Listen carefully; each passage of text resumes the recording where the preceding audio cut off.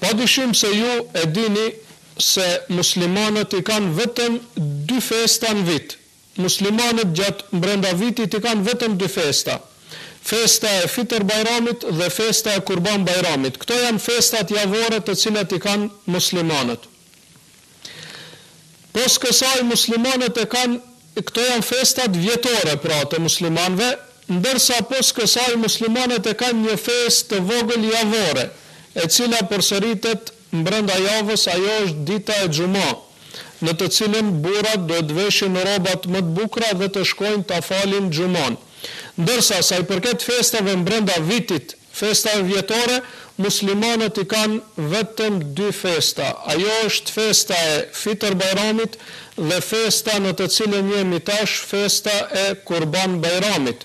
Dhe muslimanët janë të panevojshëm për festat e të huajve, sepse muslimanët e kanë karakterin e tyre të veçantë dhe veçoritë e tyre të veçanta. Nuk kanë nevojë që t'i festojnë festat e huaja, sepse festat janë prej fesë dhe e tregojnë atë unitetin fetar të një grupi të njerëzve, andaj edhe nuk ka nevojë që muslimanët të festojnë festat të tjera. Sa i përket respektit ndaj gruas, respektit ndaj mësuesit, patriotizmit për vendin, të gjitha këto janë të kërkuara në Islam. Brenda tërë vitit janë të nevojshme dhe të kërkuara, e jo vetëm në një kohë të caktuar. Ajo me cilën karakterizohen festat bajramet e muslimanëve është se bajramet vijnë pas një ibadeti të madh që ja bëjnë Allahut subhanahu wa taala.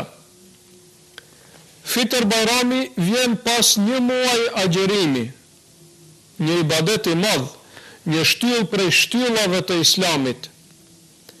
Dhe pasi e kryen muslimanët agjerimin, e bëjnë festën e Fitr Bajramit, në të cilën fest gëzohen me mirësitë e Allahut, gëzohen me shpërblimin e Allahut, gëzohen me faljen e mëkateve nga Allahu. Kjo është fest hyjnore, nuk është fest toksore. Kjo është fest që ka domethënie që ngërthen këtë botë dhe ahiretin, e jo vetëm domethënie të kufizuar të rrethonave të caktuara.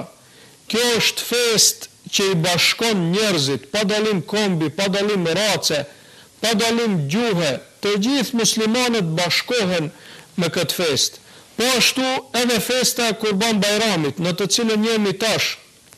Edhe kjo kryhet në një kohë kur kryhet në një ibadet i madh ndaj Allahut subhanahu wa taala, e që është shkuarja në Mekë për ta kryer haxhin.